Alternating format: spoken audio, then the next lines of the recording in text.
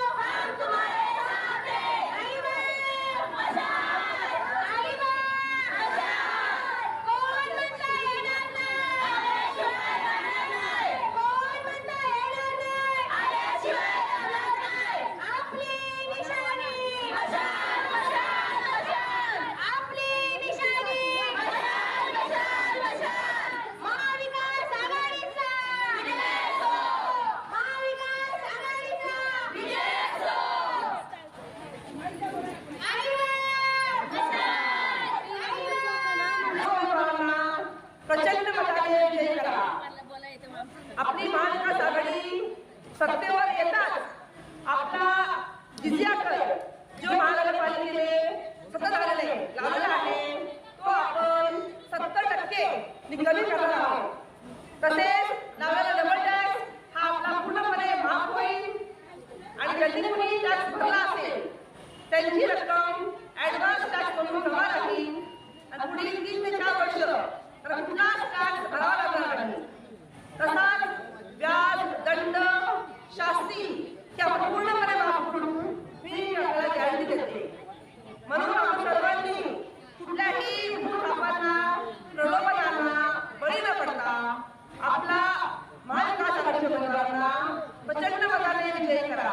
मशाल चिन्ह समोरील बटन दाबून सर्व उमेदवार विजयी करा. आणि आपण लक्षात ठेवा भलेही पुढची पार्टी तुम्हाला 10,000 देतील 15,000 देतील पण विचार करा की 10,000 मोठे का 40-50,000 कमी होणारा मार्ग तक्रार मोठा याचा विचार आपण नक्की करावा. महाविकास आघाडीचा महाविकास आघाडीचा काही पनवेलकरांच्या भेटीला मुख्यमंत्री येणार आहेत. कशा पद्धतीने ह्या सगळ्या गोष्टीकडे पाहता महाविकास आघाडीला एक आव्हानासारखं हा विषय पाहत आहे. कशा पद्धतीने आपण या निवडणुकीला उत्तर द्याल? खरं तर महानगरपालिकेची निवडणूक छोटी निवडणूक असते. एका वॉर्डमध्ये 4 नगरसेवक असतात. इतक्या छोट्या निवडणुकीला स्वतः मुख्यमंत्री शहरामध्ये येणं कुठेतरी भारतीय जनता पार्टीला भीती आहे आमच्या महाविकास आघाडीची त्यांनी आतापर्यंत केलेल्या अन्यायाची. त्याच्यामुळे कुठेतरी मुख्यमंत्र्यांना येण्याची त्यांना विनंती करावी लागते की त्यांचं फार मोठं फेल्युअर आहे. आज आपण पाहतोय खासदारची अवस्था विकासाचा प्रकाश झालेला आहे. आज जनता त्रस्त झालेली आहे. गेले 5 वर्ष झाले भरमसाठ मालमत्ता जनतेवर लादलेला आहे. सोबतच शास्ती दंड व्याज असं पटाने व्याज महापालिकेने सतत आलेले लावलेलं आहे. जनतेला आता न्याय पाहिजे. तर जनता अन्याय सहन करणार नाही. जनतेला बदल हवा आहे. म्हणून आपली महाविकास आघाडी नक्कीच सत्तेवर येईल हे मी आपल्याला आश्वासन देते. आपल्या पॅनलमध्ये कोण कोण उमेदवार उभे आहेत त्यांचं नाव आणि परिचय? आमच्या पॅनलमध्ये अ गटातून श्री सोमनाथ म्हात्रे, ब मध्ये मी सौमित्रा करण, क मध्ये सौ अनंतराय भोसले आणि ड मध्ये श्री उत्तम मोरवेकर अशी आम्ही 4 उमेदवार इथे उभे आहोत. तरी मी सर्वांना विनंती करेन की आपल्या महाविकास आघाडीतील सर्व उमेदवारांना प्रचंड मताने विजयी करा.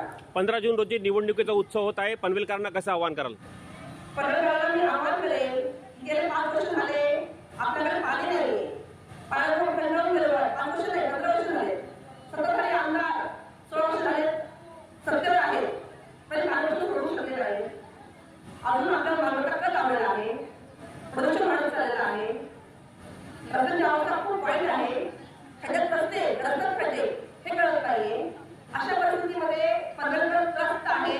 आहेत त्यांना बदल हवा आहे.